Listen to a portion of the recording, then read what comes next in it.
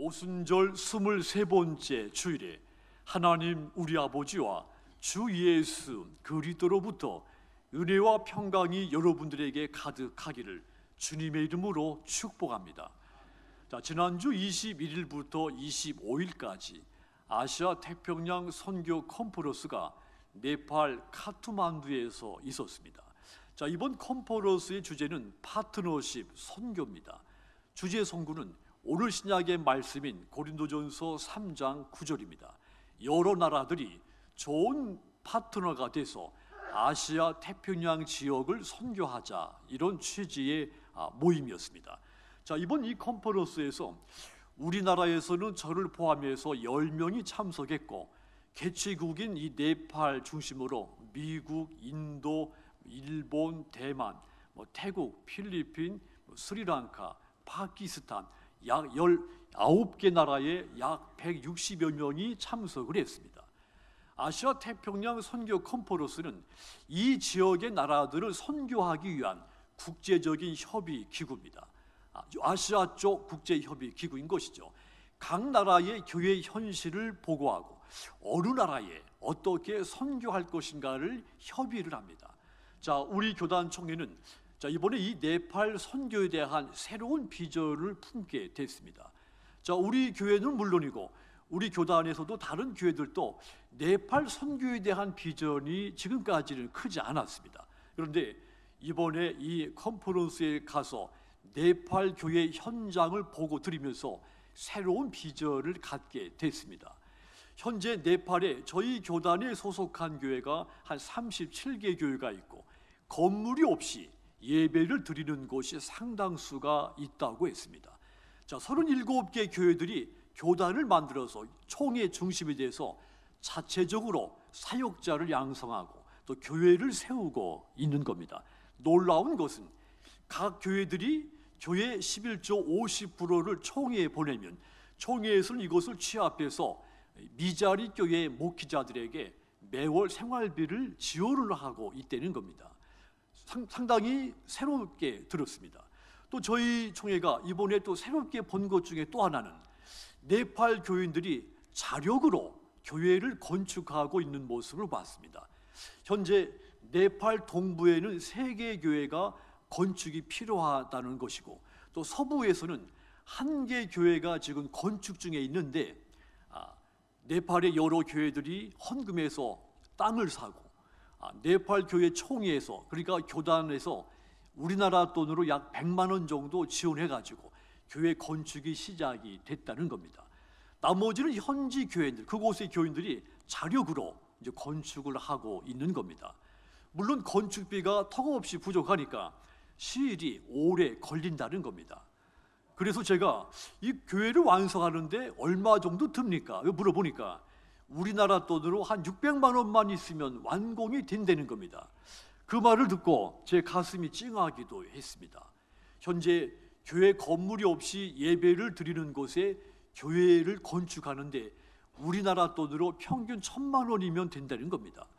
교회를 지을 땅은, 지금도 이 네팔 교인들이 교회 지을 땅은 스스로 헌납을 한다는 겁니다. 그래서 이번에 목포 순성교회에서 내년에 건물이 없이 예배드리는 곳에 교회 한 곳을 세우기로 약정을 하고 돌아오기도 했습니다. 저희가 이번에 또 새롭게 본 것 중에 하나는 네팔 교회와 교인들이 매우 순수하다는 것을 느꼈습니다. 저희 총회에서나 또 미국 총회에 한 번도 도움을 요청한 것을 보지 못했습니다. 아주 열악한 환경인데도 불구하고 도움을 달라고 요청하지를 못하는 겁니다. 또 네팔 교회 총회 중심으로 자력으로 움직이고 있었던 겁니다. 우리 교회도 앞으로 이 네팔 교회 선교 파트너가 됐으면 좋겠다, 그런 생각을 가지고 돌아왔습니다.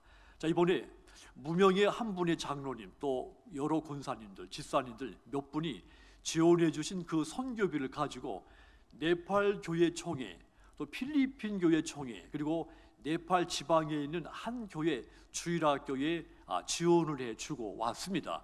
협력해 주신 분들께 감사를 드립니다. 자, 이 아시아 태평양 선교 컨퍼런스 영상을 3분 정도 됩니다. 먼저 영상을 보도록 하겠습니다. 자, 이 영상은 이번에 통역으로 봉사한 문희랑 목사님이 만든 영상입니다. 잠깐 보겠습니다.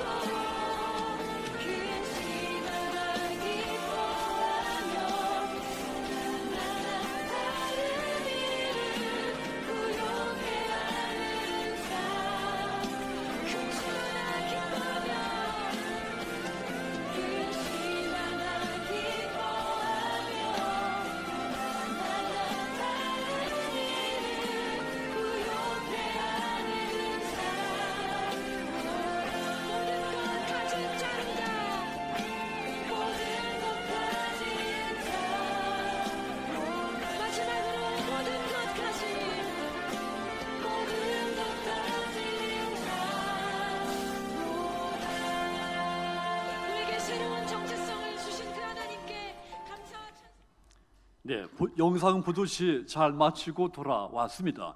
기도해 주신 여러분께 다시 한번 감사를 드립니다. 자, 바울의 선교는 복음을 전파하고 교회를 세우고 세워진 교회를 돌보고 성도들을 양육하는 사역이었습니다. 바울은 두 번째 전도 여행 중에 고린도에서 1년 6개월을 머물면서 복음을 전파하고 교회를 세우고 성도들을 양육했습니다. 자, 그런데 그렇게 세워진 이 고린도 교회에 분열과 불화가 생긴 것입니다. 바울파가 있고 아볼로파, 베드로파, 그리스도파 이렇게 각각이 나누어진 겁니다. 함께하는 파트너십이 깨진 겁니다. 바울이 이 소식을 듣고 슬펐죠. 해서 이 고린도서 편지를 써서 고린도 교회 성도들의 그런 행위, 마치 밥을 못 먹고 젖을 먹어야 하는 어린아이 같다고 책망을 한 겁니다. 육신에 속한 사람들이라고 책망을 한 것이죠. 고린도전서 3장 3절을 통해 너희는 아직도 육신에 속한 자로다. 너희 가운데 시기와 분쟁이 있으니 어찌 육신에 속하여 사람을 따라 행함이 아니리요? 그런 겁니다. 그렇습니다. 만약 지금 우리 안에 이 분열의 마음이 있다면 바울은 똑같이 우리에게도 육신을 따라 행하는 자라고 책망을 할 것 같습니다. 그러면서 바울은 이 고린도 교회 성도들이 잊어버리고 있는 중요한 진리를 상기를 시켜 줍니다. 그것이 3장 7절이죠. 거기 보시면 그런즉 심는 이나 물 주는 이는 아무것도 아니로되 오직 자라게 하시는 이는 하나님뿐이다 그랬습니다. 바울과 아볼로가 힘써서 복음을 심고 물을 주며 헌신한 것은 틀림없는 사실입니다. 하지만 이런 일은 아무것도 아니라는 것입니다. 단지 하나님이 시키신 하나님의 일꾼으로서 일한 것에 불과하다고 한 겁니다. 이것을 잊어서는 안 된다는 이야기. 바울 자신은 하나님께서 주신 그 은사를 가지고 내 역할에 충실했을 뿐이고 오직 자라게 하시는 분은 하나님이시라는 것이죠. 너희도 이 같은 마음을 품으라는 것입니다. 성도들에게, 고린도 교인들이 뿔뿔이 파단이 돼서 분열이 되어 있는 성도들에게 이런 중심을, 마음을 품을 것을 상기시켜 준 겁니다. 그러면서 바울은 교회는 오직 믿음의 공동체며 모든 성도들은 복음을 위해서 하나님의 일꾼으로 부름을 받았다는 사실을 잠시도 잊어서는 안 된다고 강조한 겁니다. 그래서 여러분, 언제든지 성도들이 하나님의 일꾼인 것을 망각하거나 교회에서 하는 일이 무엇을 위한 일인가, 이것을 망각하게 되는 순간 고린도 교회처럼 교회에 분열이 생기게 되는 겁니다. 교회는 오직 복음을 위한 연합 공동체입니다. 그러므로 성도는 오직 복음을 위한 하나님의 일꾼이 되어야 하는 겁니다. 모든 성도가 하나님의 일꾼이라고 하는 사명과 정체성을 확고하게 품어야 되는 겁니다. 그렇다면 여러분, 예수님의 이 복음을 위해서 하나님의 일꾼으로 부름받은 저와 여러분들이 어떤 사명과 정체성을 확고하게 품어야 되겠습니까? 두 가지입니다. 하나는 나는 하나님의 동역자다. 이 정체성을 확고하게 가져야 됩니다. 동역자는 같은 일에 협력하는 사람입니다. 9절 앞부분에 우리 함께 따라가십시오. 우리는 하나님의 동역자, 우리는 하나님의 일을 하는 동역자라고 했습니다. 하나님이 일하시는 이 세상에서 그분과 함께 복음을 위하여 일하는 일꾼이라는 말입니다. 그런데 오늘날 많은 성도들이 하나님의 동역자인 것을 망각할 때가 있습니다. 어떤 목사님이 오늘날 성도들은 마치 축구장의 관객과 같다, 이렇게 표현한 것을 들었습니다. 축구를 관람하는 관객들은 축구장에 들어오기 위해서 표를 사죠. 경기가 시작되면 그 축구 경기를 즐깁니다. 그리고 끝이 나면 그냥 빠져나갑니다. 오늘날 성도들이 마치 이런 관객과 같다는 것이죠. 성도들이 자신이 하나님의 동역자인 것을 망각하고 있다는 말입니다.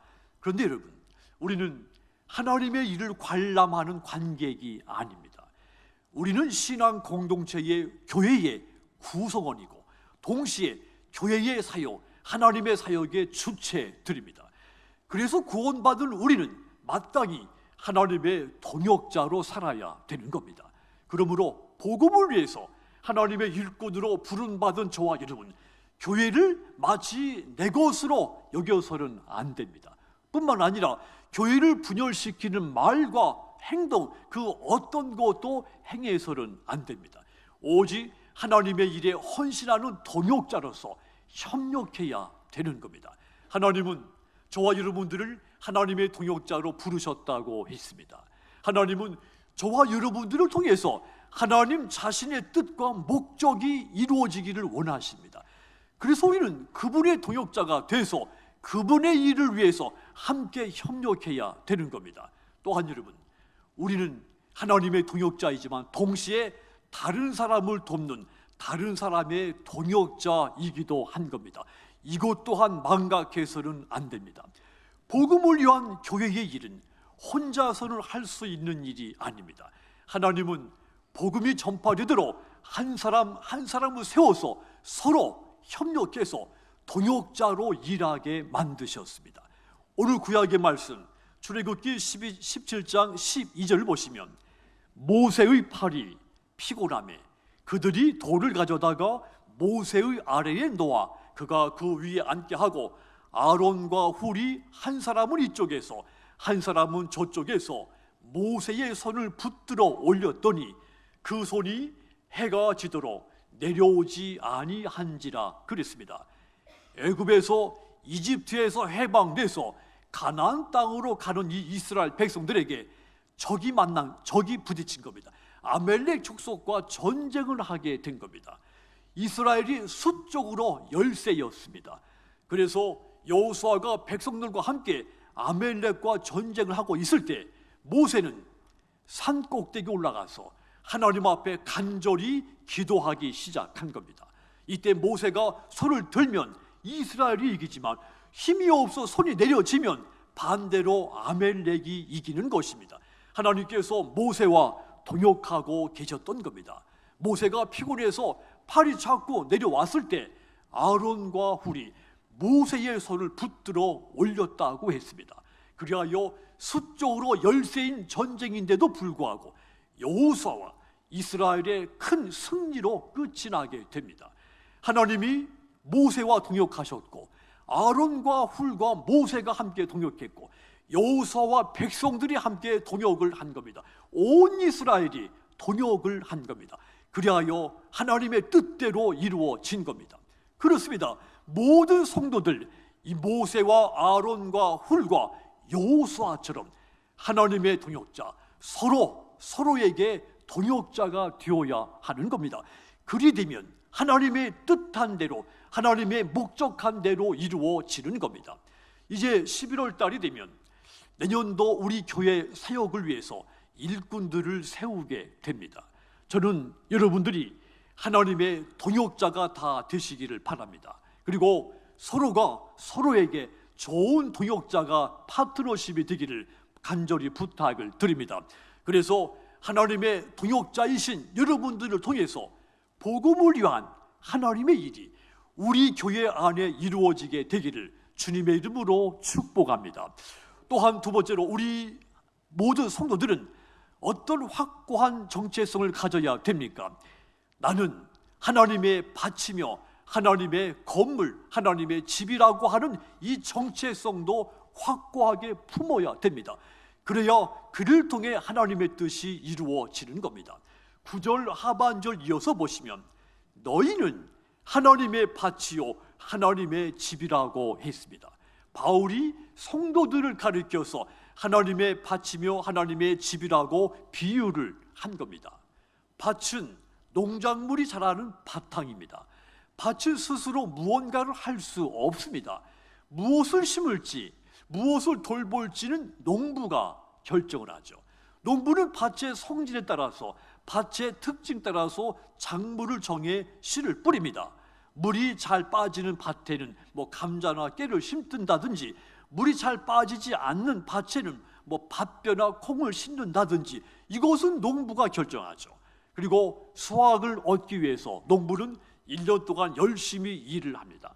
바울이 9절 하반절에서 교회와 성도들을 밭과 같은 것으로 비유했고, 하나님의 밭인 성도들은 하나님의 일터라고 말을 한 겁니다. 그래서 하나님의 밭인 저와 여러분들, 내 안에 하나님이 일하시도록 하나님께 나를 온전히 바쳐야 되는 겁니다. 만일 내가 나를 하나님께 온전히 바치지 못해서 하나님이 내게서 일하셔야 되는데 하나님이 내게서 일하시지 않으시게 되면 내 안에, 또한 교회 안에 갈등과 분열이 생기게 되는 겁니다. 그러므로 여러분, 언제든지 나 자신과 우리 교회가 하나님의 밭이 되기를 기도하시기를 부탁을 드립니다. 그리하여 우리 교회가 하나님이 일하시는 교회로서 땅끝까지 복음을 전파하는 그런 교회가 되기를 주님의 이름으로 축복합니다. 그런데 여러분, 바울은 또 이 고린도 교회 성도들 향해서 너희가 하나님의 일꾼으로서 밭이지만 동시에 하나님의 집이라고도 강조를 했습니다. 밭인 동시에 건물이라고 했습니다. 바울은 이 성도의 몸은 하나님의 영이 거하시는 집이라고 표현했죠. 그래서 성도들은 세상과 구별된 삶을 살아야 되는 겁니다. 고린도 교회 성도들 향해서 당신들은 세상 윤리와 전혀 차원이 다른 새로운 신앙의 윤리로 살아야 된다 요구를 한 겁니다. 불신자와 신자는 겉으로는 구분되지 않습니다.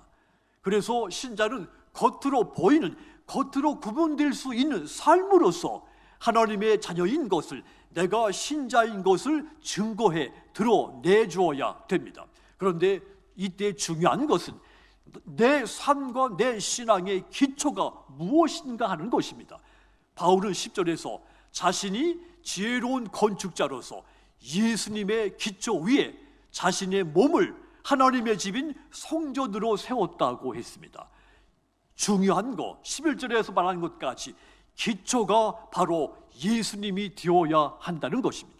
그 위에는 다른 기초가 있을 수는 없는 것입니다. 왜냐하면 예수님만이 오직 나의 길과 진리와 생명이시기 때문입니다. 요한복음 14장 6절 보십시오. 예수께서 이르시되 내가 곧 길이요 진리요 생명이니 나로 말미암지 않고는 아버지께로 올 자가 없다고 선언했습니다. 그렇습니다. 예수님은 죄로 인해서 전적으로 타락한 인간이 죄를 용서받고 의인으로 변화될 수 있는 유일한 길입니다. 하나님을 잃어버리고 인간이 다시 그 잃어버린 하나님, 그분께 다시 돌아갈 수 있는 유일한 길, 예수님 한 분밖에 없습니다. 오직 그분만이 이 유일한 길이십니다. 그러므로 여러분, 우리가 세상을 살면서 여러 가지 가치와 이념에 흔들릴 수 있습니다. 하지만 교회의 근본 기초, 우리의 신앙의 근본 기초인 예수님이신 것을 결코 잊어서는 안 됩니다. 예수님을 내 신앙의 기초로 삼지 못하면 내 신앙은 끊임없이 흔들리고 무너지게 돼 있습니다. 하나님의 집이요 성전으로 구별된 삶도 살 수가 없게 됩니다. 복음을 위해서 부름을 받은 하나님의 일꾼은 예수님의 기초가 된 자신의 몸이 하나님의 집이라는 이 정체성 확고하게 품고 살아야 됩니다. 그래야 여러분들을 통해서 하나님의 구원 사역이 이루어지게 되는 것입니다. 사랑하는 여러분, 여러분의 믿음의 기초가 예수님 위에 있기를 원하며 여러분 자신이 곧 하나님의 밭이요 집이 건물이라고 하는 이 정체성을 확고하게 가지고 헌신하시기를 바랍니다. 그리하여 복음을 위한 하나님의 좋은 선교 파트너가 되셔서 여러분들 때문에 땅끝까지 이 십자가의 복음이 전파되기를 주님의 이름으로 축복합니다. 사랑하는 성도 여러분, 우리는 모두 복음을 위해서 하나님의 일꾼으로 부름받은 사람들입니다. 하나님의 일은 선교하는 일입니다. 선교는 인간을 죄와 사망에서 구원하시는 하나님의 일인 것입니다. 저와 여러분들이 이 거룩한 일을 위해서 부름을 받은 것입니다.